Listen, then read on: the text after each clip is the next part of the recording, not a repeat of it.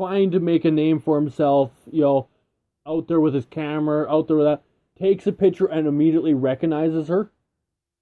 I think that would have been more of a key thing on a better, coming out story, so to speak.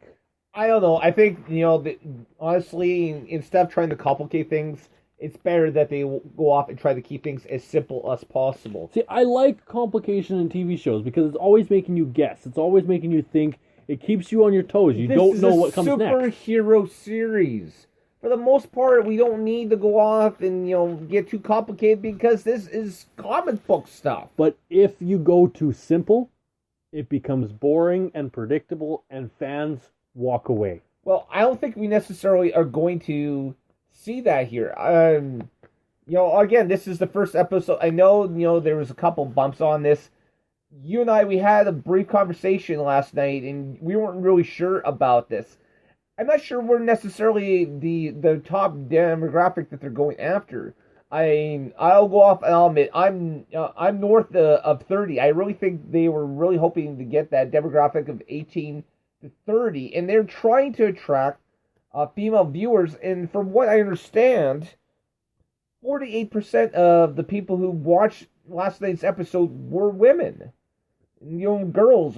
So I think, that's the demographic they're ultimately going to go after, especially when they're going off and doing storylines that are going to surround Kira and her sister Alex, or Kira and her relationship with, her dead mother and her aunt who looks almost exactly like her mother. Yeah, see, the only problem I have with, the potential future of a show like this is, so many shows for superheroes that are on right now, Arrow, The Flash, Agents of S.H.I.E.L.D., they're all basically almost, the same storyline.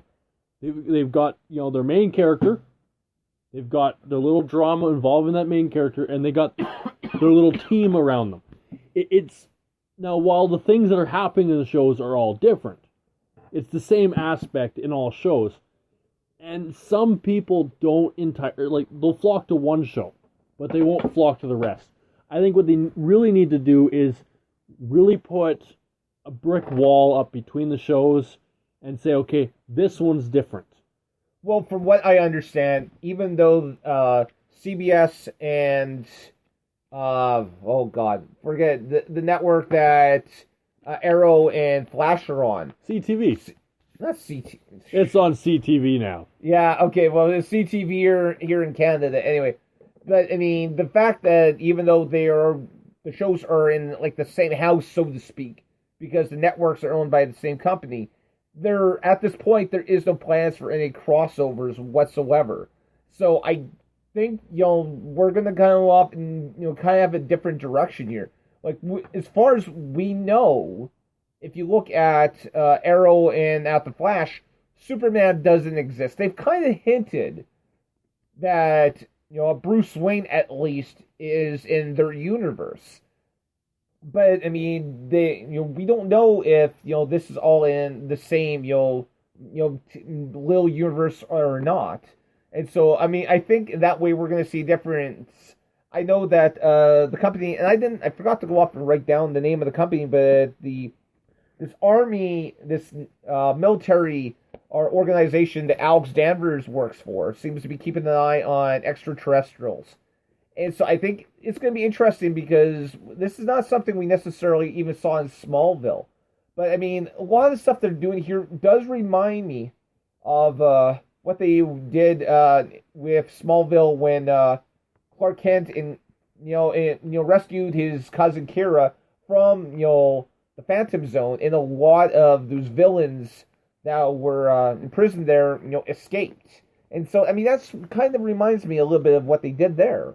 Yeah, I know a lot of the issues with Smallville were, it definitely did drag on a lot towards the end, which, is kind of a normality with a lot of shows. They have a select time period that they can actually be on TV and people aren't, tired of it, they aren't bored of it, all those things. And while I like the aspect of Supergirl, and I really like the aspect because it's nice to see, other ones in the universe get their 15 minutes of fame. I really hope that they don't drag it on too long to the point that people do turn away and not watch it if they make a movie or different things like that. Absolutely. Here's the thing. Well, if this show is stays successful, it would be the first comic book sci-fi series that with a female as the center protagonist to be successful since the original Wonder Woman series with Linda Carter. Which, I mean, considering that they tried to go off and to remake that series and it failed. They tried to do the Bionic Woman. That show was canceled within, I think, 6 episodes. So I'll be interested to see exactly how this show progresses as it goes on. And whether it can even keep half of the viewers that it obviously had last night. Yeah, no, and I completely agree. Keeping those fans, keeping those viewers is definitely key to a long-term success. And I really hope they do continue that success because it did start off good. They're definitely dragging at some points here and there and, made me kind of question a lot, which was nice and all, but, and all that, but it is what it is. It is what it is. And you know what? I'm sorry, man. We got to cut you off. We need to go off and take a break. So we're going to have a short musical interlude. And we'll be right back to talk about a couple other things, including last night's episode of Gotham.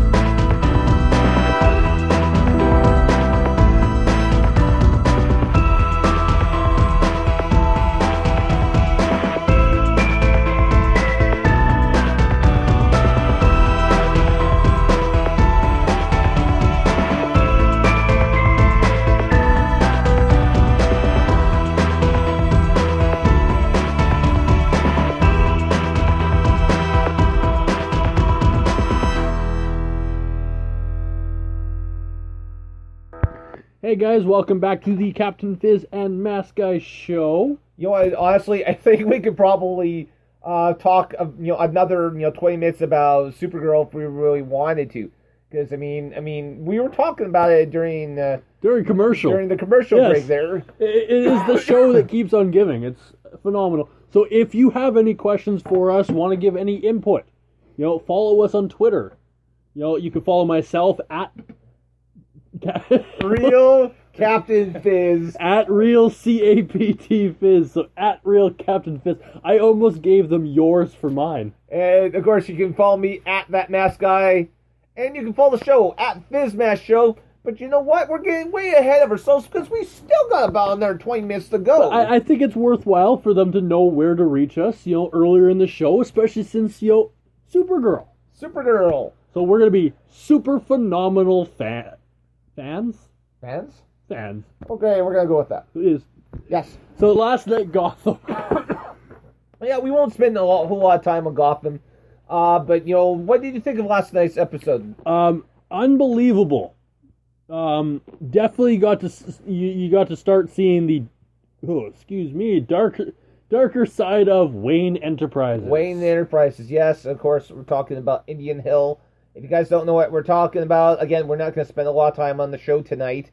But it is a spot where they go up and send some of the more interesting people. The monsters, as they call them. The monsters as well. Of course, we went up and saw what it appears anyways to be the conclusion of the storyline with the current Firefly. Yes, which is very short-lived, I might add.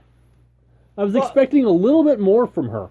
Well, I think the problem here is that this is the season, of course, it's called Rise of the Villains, but what is really at the center of this is, of course, the Galvan siblings, Theo and Tabitha. And so I think, everyone else is kind of just a distraction. One thing I want to kind of bring up is Butch. Do you think that Tabitha was successful in canceling out the brainwashing? Considering he turned around and said that, she had found him looking in the warehouse that, Penguin's, mother was in, I'm going to assume yes. Yeah, we're assuming that he, did, but we don't know for necessary. I think storyline wise, it would make a lot, it'd be a lot better if Butch did. Get out of that. I mean, we kind of, we're hoping he's going to be able to do that. Yeah. I mean, it's the way Penguin treats. I mean, come on, dude. Last week the Penguin chopped off his hand. Yeah, but now he has a wicked mallet for a hand. This is true. It's a silver mallet. It's not just a little wooden one. It is a genuine silver mallet. I don't know, but to me it seems like kind of condescending. Especially the way that Barbara and Tabitha were kind of talking about putting something on the stump. You kind of was like, ooh, it's kind of like a couple of little girls going off and dressing up their dog. That's how it kind of felt to me. How obedient he was to the Penguin, brainwashing aside, he is technically a little dog. And his name is Butch. He latches on to the most powerful person. He didn't have a choice. I mean, if he didn't get brainwashed, he was, Fish Mooney's, darling. If you really look at it, the whole scene when they're talking about, releasing his brainwash, it almost, you could clearly see he wanted it gone. Oh, just the way he went off, it was twitchy. I text messaged you last night, and my whole text message is just twitch. Yes. I mean, his twitching was getting really bad. Yes. When Theo caught him. And I think the brainwash has definitely been bad for him. It's been bad for a storyline, and it's just bad in general. Yeah, and I'm kind of interested to see where they go from now. It's been revealed that Pee Wee Herman himself, Paul Rubin, is going to be playing the Penguin's father, and it's going to show up later on in this season. I'm kind of curious to see, if, he's going to have to step in, kind of get his son out of some deep water that even a Penguin has problems with. Yes, definitely when you're fighting, such a powerhouse like, Theo, you can definitely get into hot water real fast. And Penguin is sparing no expense to getting into that hot water by pulling out all the big guns. And so, we're going to just, one other thing I think we need to discuss before we move on. Of course, the whole story around Enigma and his darling, Kristen, I believe. Yes.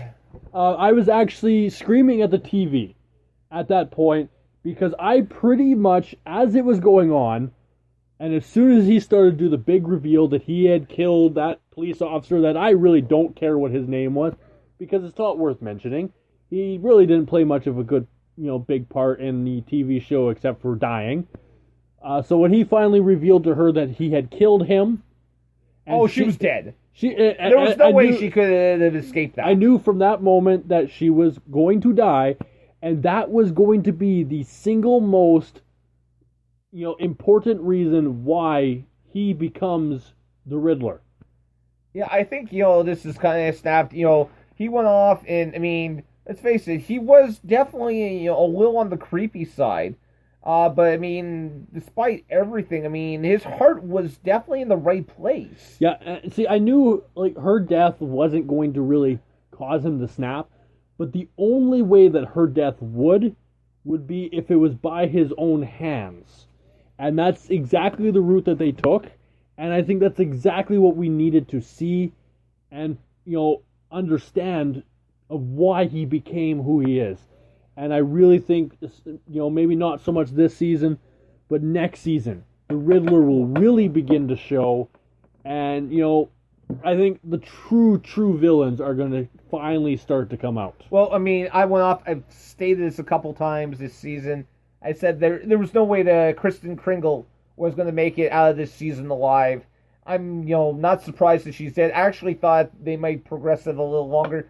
Curious to see where they're going to go with this now, because obviously he's so distraught over this. Yeah. I don't know, for whatever reason, I mean, it almost reminded me of a Mice and Men thing. Yeah. The only possible outcome I could see that would really prolong his development into the Riddler, or even enhance it, I might add, would be sending him to Arkham City. Or Arkham Asylum. I'm wondering, because I'm wondering if he's going to go off and find some way to get around this, whether the Riddler side of his